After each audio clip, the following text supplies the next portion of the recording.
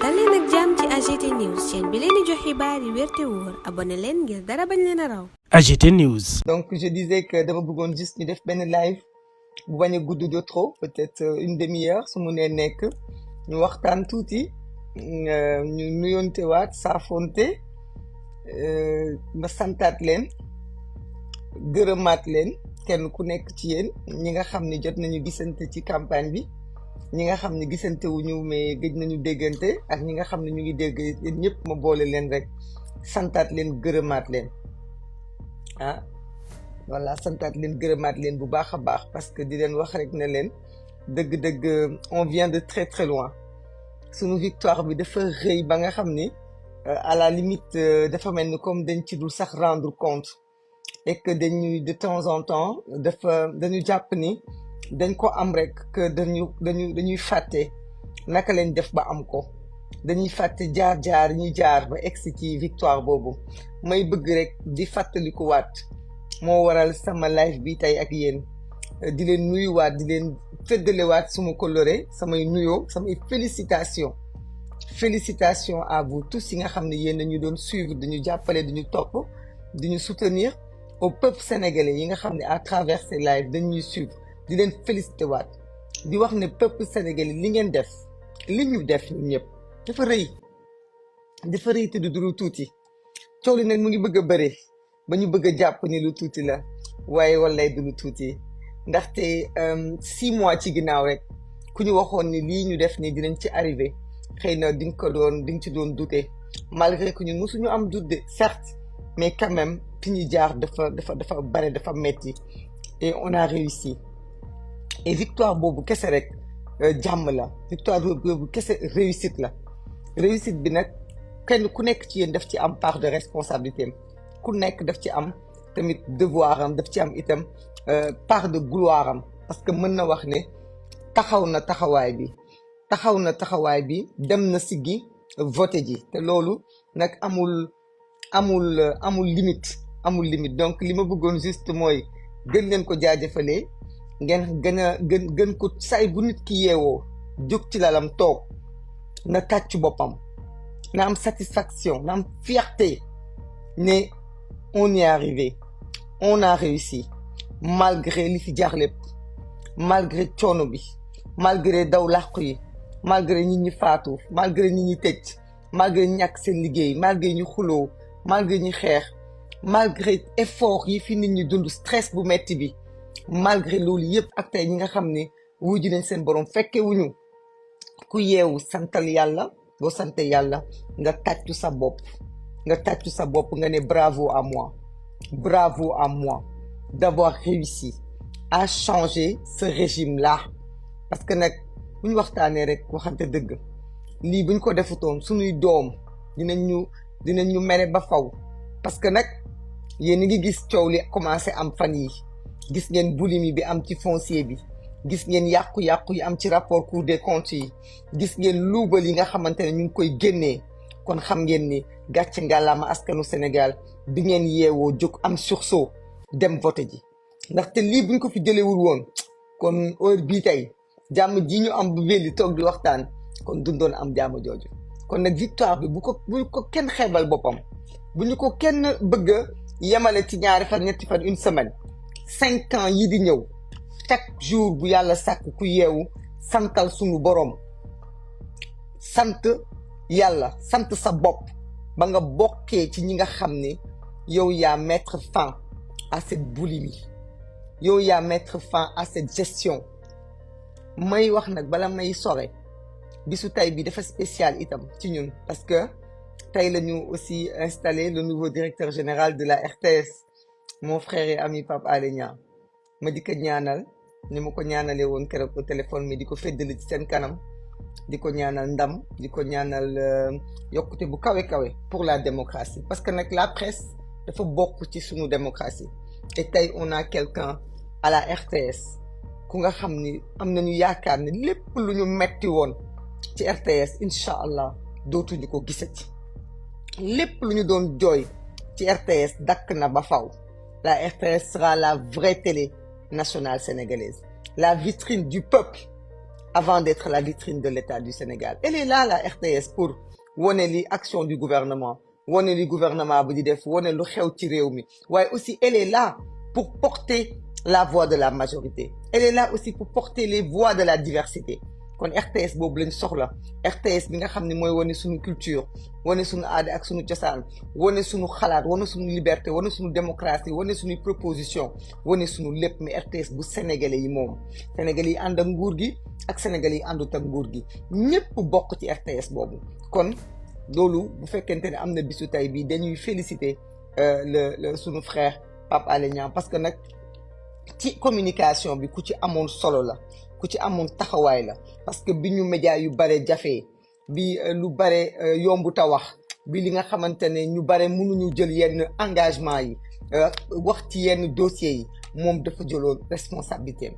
wax ci yenn dossiers yi ba mu jaral ko li mu dund yëpp mu dund ko, moo xam ci ay xat-xat ci emprisonnement, moo xam ci wér-gu-yaramam, moo xam ci ay sacrifices yu mu def vis-à-vis de sa famille. Donc tey am nañu yaakaar ni incha allah rabbi lépp lu ñu namoon ci RTS dinañ ko am. Donc bravo à Pape Alé Niang. ma wax nag ni dama ñëw ne il faut ma def live bi pour saafonte ak yéen, nuyontewaat ak yéen,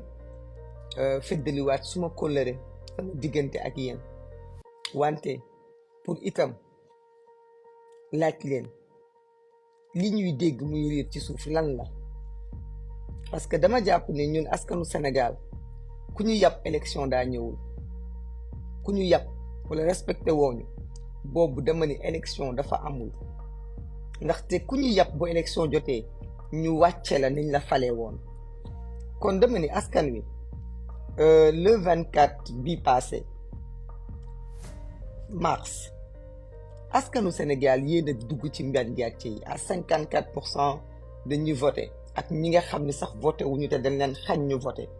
dinañ ci ñëw parce que am na ay primo votants yoo xam ne ba léegi amuñu carte d'identité ñu tere leen voté. mais dans majoritairement askanu Sénégal moom moo indi changement. yéen a jël li ngeen joxoon le président Macky Sall jox ko le président Bassirou Diomaye Faye, fal ko porter le projet à la tête de ce pays. jàpp naa ni ku nekk sénégalais war ngaa mën a respecter choix boobu.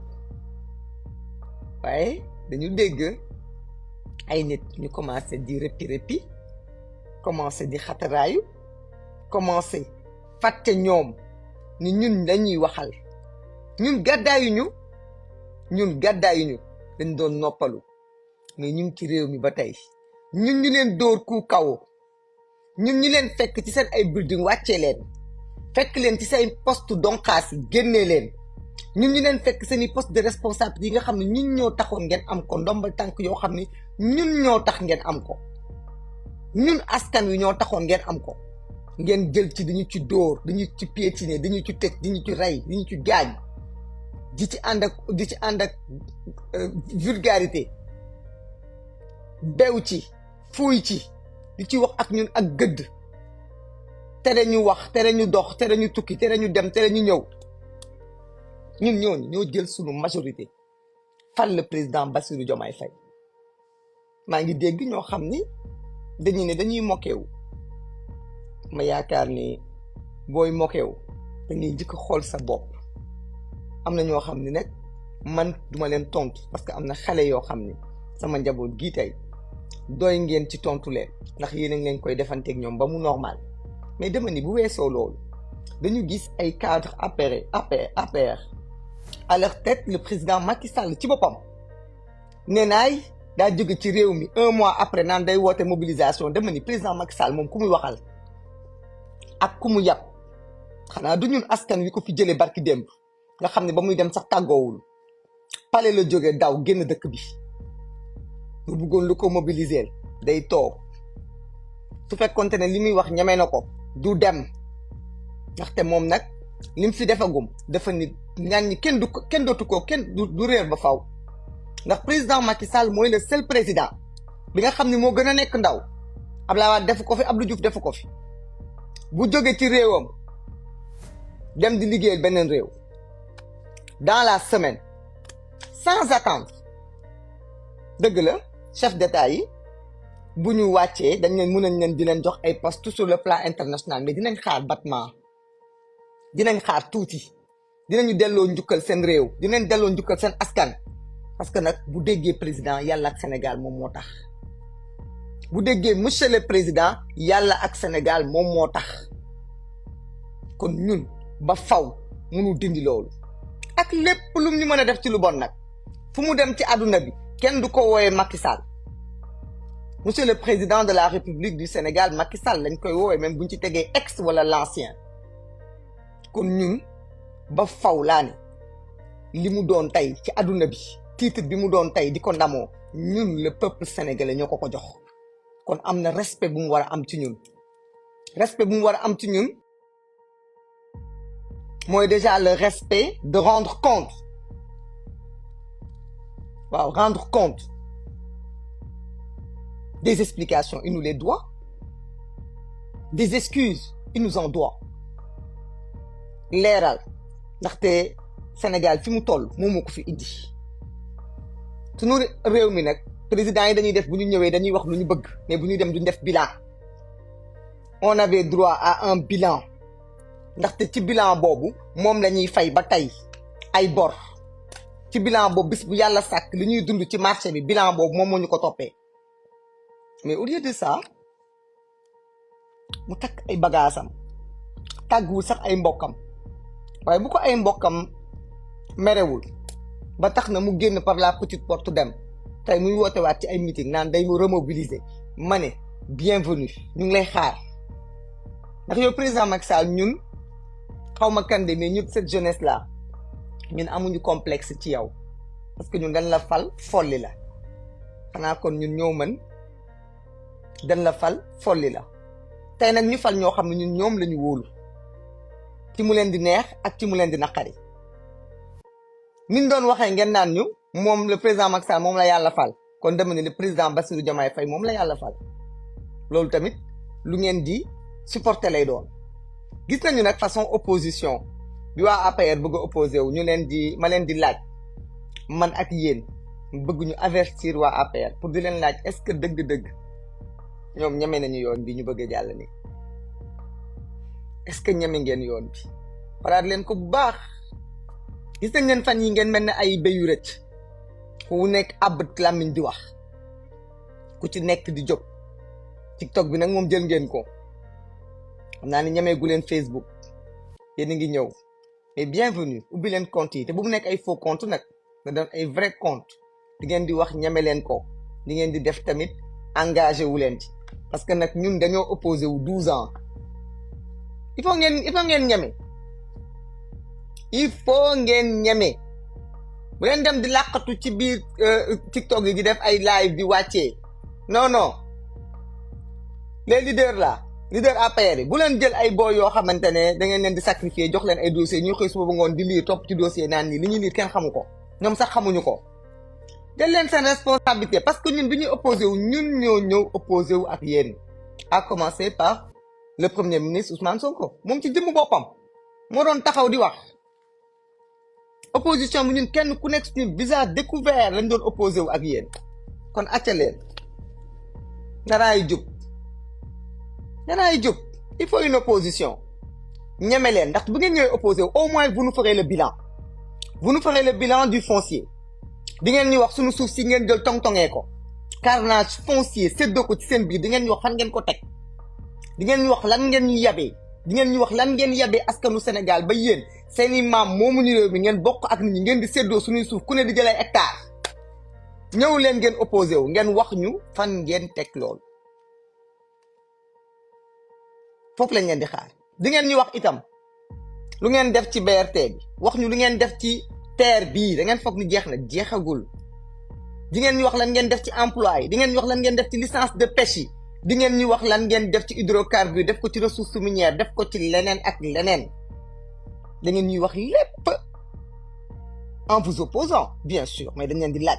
luy seen bilan ngeen wax parce que nag damaa dégg fan yi ay nit ñu yor nguur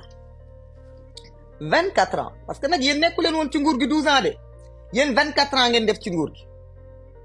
parce que temps Ablaye Wade ba léegi yéen a ngi fi 12 ans plus 12 ans muy 24 ans 24 ans ngeen def ko ci réew mi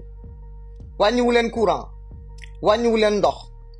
yàpp cher na jën cher na ceeb cher na dund bi cher na liggéey amul ñun ñu toog ci nguur gi weer ngeen bëgg ñoo fat ku jóg naan nañ wax ci dund bi nañ wax ci cher bi li taxul ñu fat leen mais yéen est-ce que ça va yéen est-ce que ça va 24 ans ngeen nguuru ko yéen les libéraux APR ak ñi ngeen àndal parce que ñu bëri fekk si nañ leen même ñi ngeen doon xeex dañoo mujjee transhumé ñoo fekk si leen ñun nag boobu ba léegi ñuy opposé wu te dama ni na ngeen ko ñeme nag parce que yéen mënoon ngeen toog ci seen tranquille jël seen cool bàyyi ñu def sunu ay audit def sunu ay enquête